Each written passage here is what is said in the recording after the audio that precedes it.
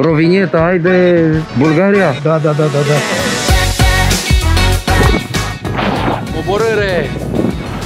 Welcome to Bulgaria. Suntem în centrul orașului Ruse. Ai și soarele? Vorbești de mine, nu? Da, și soarele. Așa. Vezi, poți să intri în... De Bulgaria. Avem aici, am scos bani, era să zic bani ungurești. Bani? Da, am spart un bani împumate. Fățișare, pare că... Bani bulgărești, leva. Da, ideea e că ne-am făcut calculele un pic invers. Trebuie să-mi iau echipament special ca să pot să duc temperaturi din astea. Dar nu facem parada modă pe bicicletă, știi? Ne întoarcem cu trenul? Astea le scot la montaj. Da, nu băgăm.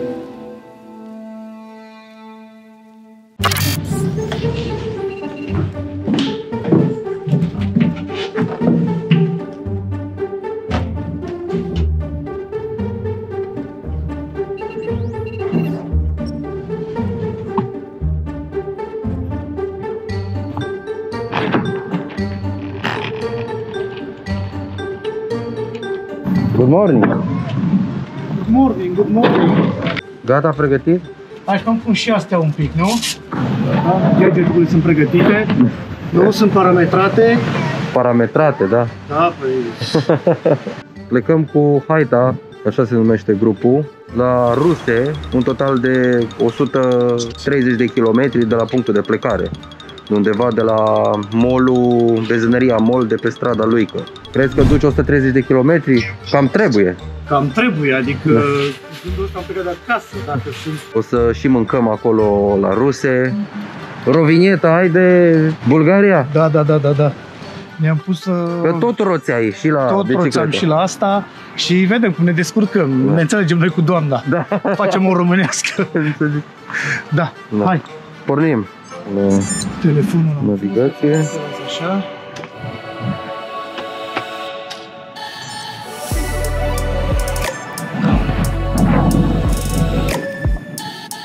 Am pornit spre punctul de plecare. Să ne întâlnim cu Haita. N-am mai fost cu grupul ăsta, deci o să fie pentru toată lumea ceva nou.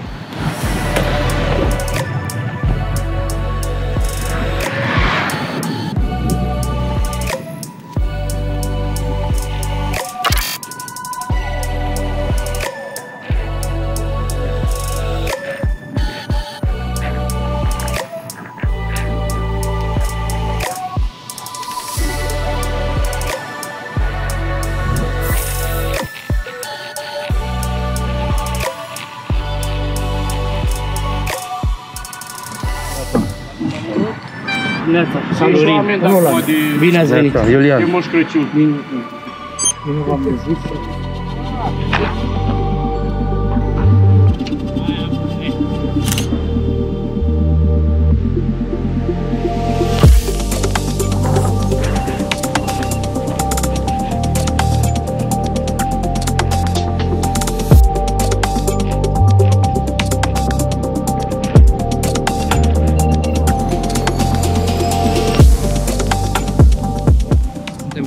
DN5, drumul spre Giurgiu. Nu de mult am ieșit din București. Ritmul e bun. Merge. Adică 40 de km până la Giurgiu se pare. 40? Atâta mai sunt? Da. Trebuie să-mi cumpăr niște protecții din astea, cum are Roland. Că cea mea aici nu e frig, dar de la vânt cam îngheață degetele de la picioare. Sper să ne oprim curând ca să mai mișc un pic picioarele.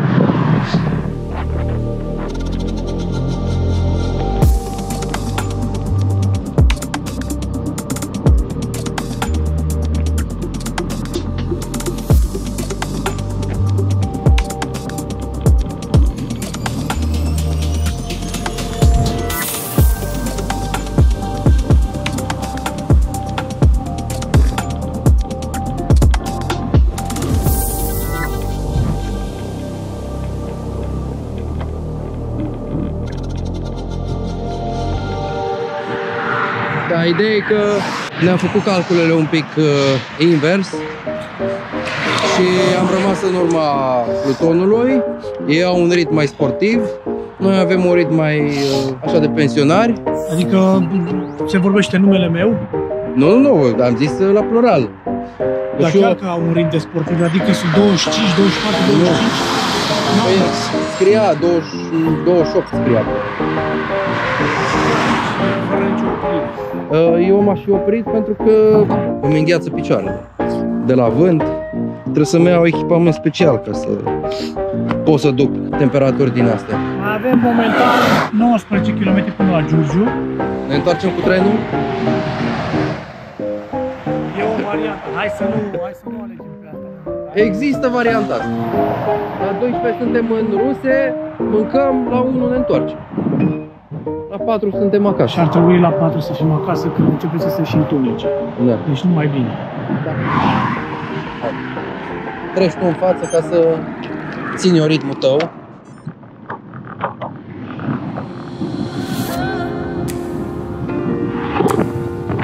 Coborâre! Mai relaxăm un pic la coborâre. Aici trebuie să mergem înainte. Urmează un sens giratoriu. E intersecția cu drumul spre Oltenița.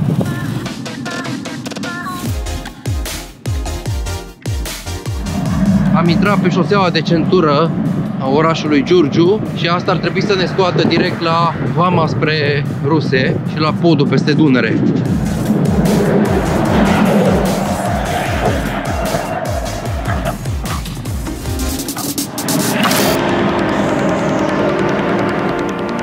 Am oprit înainte de vamă să verificăm dacă avem roaming-ul activat pe telefoane și acum direct la vamă.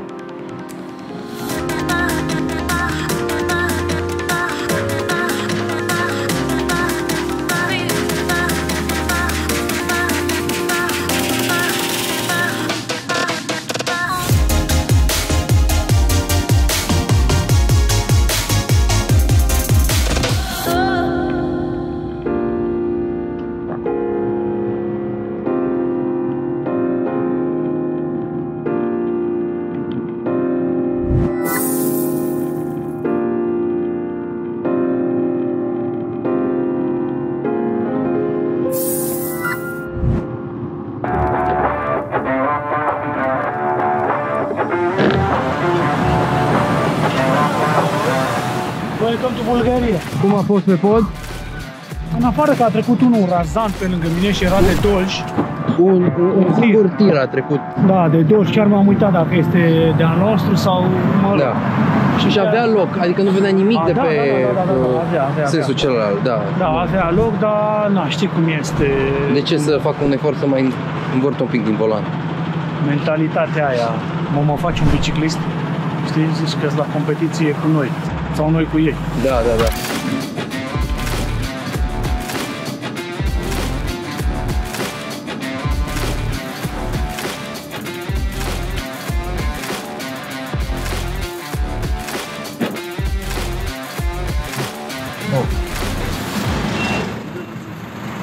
La Ruse să mâncăm ceva și ne întorcem.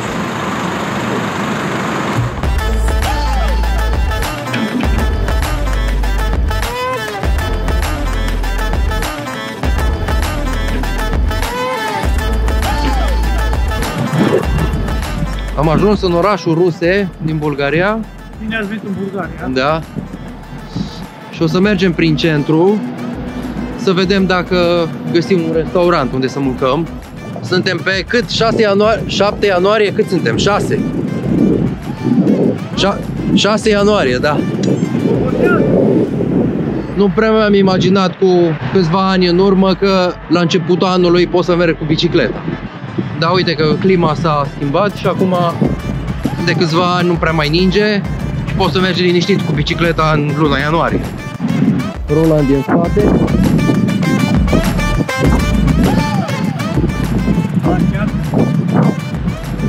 Mă țin după el. Da, da, da. Ia uite-l. Nu mai spune. Ia uite-l. Turbo. Orașul e destul de gol. Probabil că bulgarii sunt niște oameni mai liniști.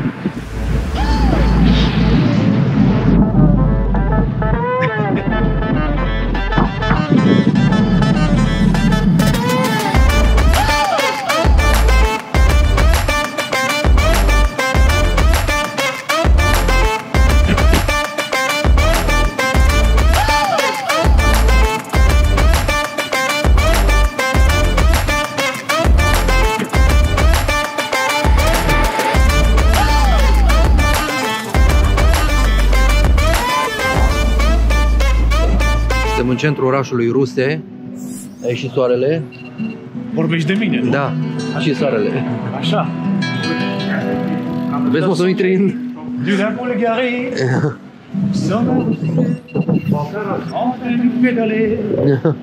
Ce mișto e atmosfera, e curat, așa, relaxată, cozy, da. Foarte frumos aici în centrul ăsta. Cred că trebuie să mai verific pe hartă traseul. A, nu, tot înainte. Toată lumea e afară, o zi de sâmbătă, se plimbă. Foarte frumos orașul ăsta, Ruse.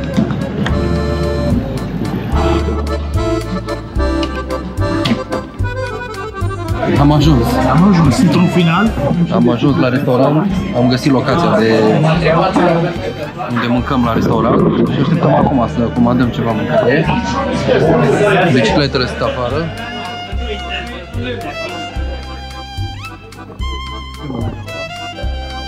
Că chifteluțe de la bunica. De la bunica? Așa. Chifteluțe de la bunica din curte și ciupercile de la piață. Da. În Bulgaria, bunica din Bulgaria. Exact. Bunica din Bulgaria. Aici e un porc fraged. Pentru că ăștia ce ai în farfurie, Da. când vorbești de porc fraged și nu de persoană din fața. Da, nu, e în farfurie. În fața mea este unul turbo. Da, turbo.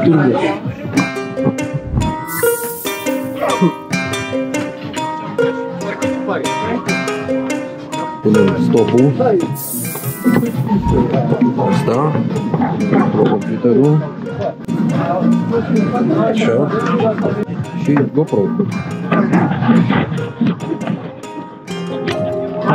Drum bun. Filmet așa. Da.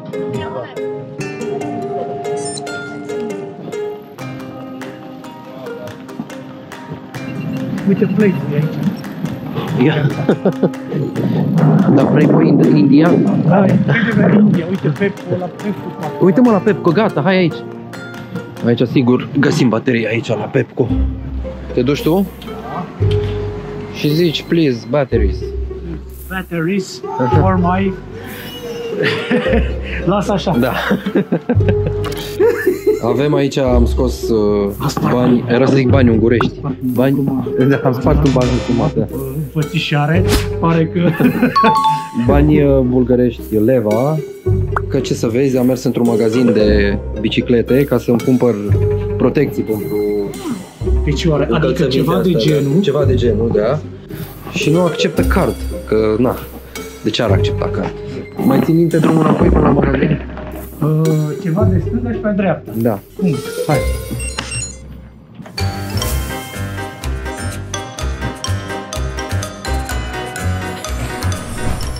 Aoleu. Avem restul aici, da? Ca să poți să-ți faci treaba ca lumea. Da, măi, bun.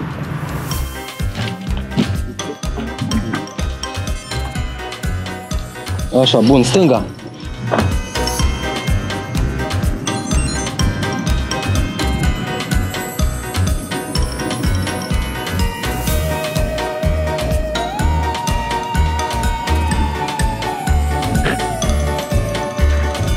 Am ieșit din orașul Ruse.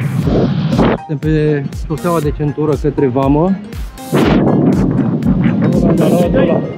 Am luat-o la 30 la oră. Și duce bine, abia mă țin după el. A fost superb. Am mâncat, am făcut cumpărături, mi-am luat șoșol, nu mai îmi este frig la picioare și am consumat calorii, că asta e cel mai... Asta e obiectivul. De acum ieșim imediat de pe teritoriul bulgar. Acolo este Vama în față. Încă un pic și ajungem la București. Sper să reușim să ajungem până se lasă seara, că nu e tocmai indicat să mergem pe timp de noapte. E ora 2 acum. Dacă ajungem în București până la ora 5, eu cred că suntem bine.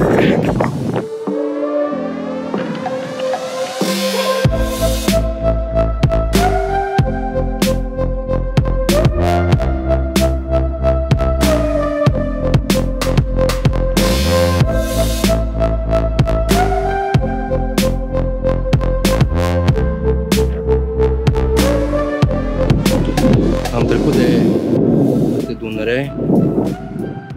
Este ceva de neimaginat. Cu bicicleta și cu tirurile. Ai, cum trec tirurile pe lângă tine razand. E oribil. Nu știi cum să treci mai repede peste podul ăsta. Dai! O să facem una din asta românească. Da, și ne băgăm în față, că suntem cu bicicletele. Da. Și am ajuns la vamă, la intrare în România. Hai că trebuie să arătăm buletinele. Ceva competiție cu biciclete? Nu, am fost plimbare, dacă tot a fost soare.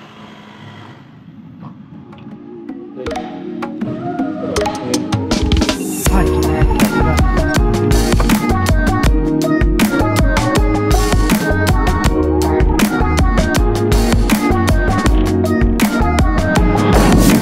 Am reintrat pe DN5. Arată că mai avem 51 de kilometri până în București, ceea ce dacă menținem ritmul o să îl facem cam în 2 ore și ceva. Avem o pantă de urcat pe deal, de acolo din depărtare. Vechiul dușman al Roland, dealul. Nu? Vechiul tău dușman, dealul. Da. Păi, trebuie să am și din ăștia în viață. Acum se apropie intersecția unde reintrăm pe șoseaua veche către București. Acum am fost pe șoseaua asta de centură dată în folosință de câțiva ani.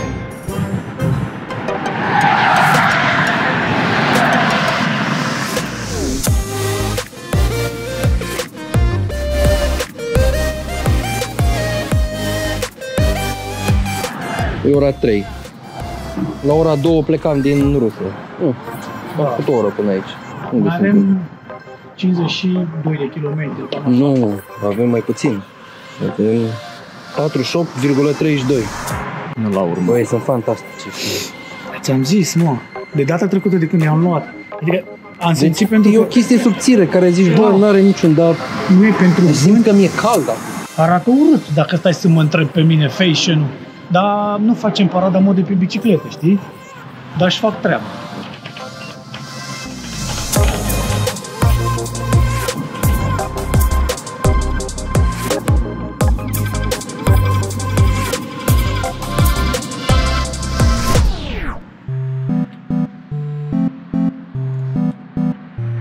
Mai avem 30 de kilometri.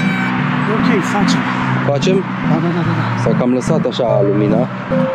Păi nu avem încotro. Ce vrei să faci de aici? Autostop? Nu, trenul. Luăm trenul. De unde, mă?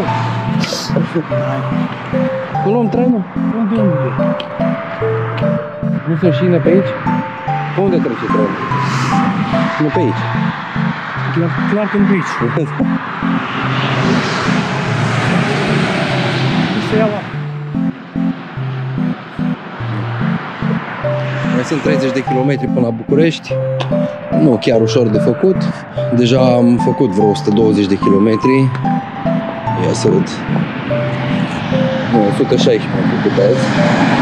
E mai greu decât vara.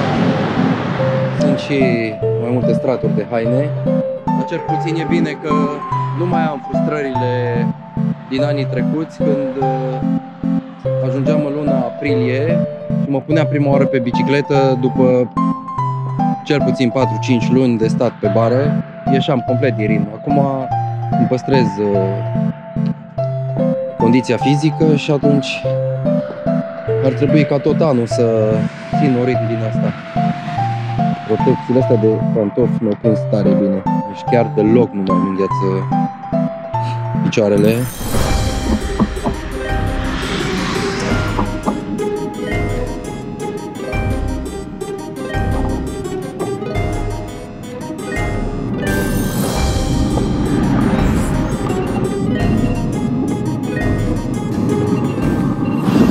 S-a seara. Acum soarele acum. Nu știu dacă sunt câte camere. Cred că se mai vede drumul, dar cât de curând va trebui să aprind lanterne. Mai sunt 20 de kilometri până în București. Dar na, ziua e scurtă și se întunecă repede. Roland a rămas un pic în spate. Mă mai opresc așa din parcare în parcare să-l mai aștept. 1 hour later. Suntem la intrare în București, sectorul 4 pe șoseaua Giurgiului. Ne-a prins noaptea, nu? Păi, asta era scopul. Asta era scopul? Da, păi, pleci pe zi Și te întorci pe noapte. și pe noapte. Da. Să pară că a fost mult și greu.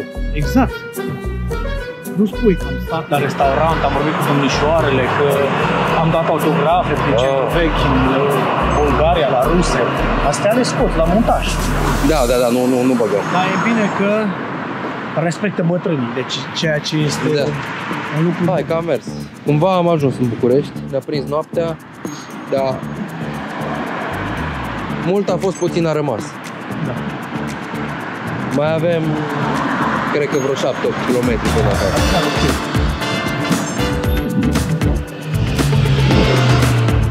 Gata, se termină aventura noastră de astăzi. La 6 seara am ajuns în punctul de unde am plecat și am făcut 152 de km. București, ruse, București. Bifat, făcut, cu un efort depus, mai mult din partea mea decât din partea lui Iulian. Important e că am ajuns cu bine la destinație, am făcut toți kilometrii.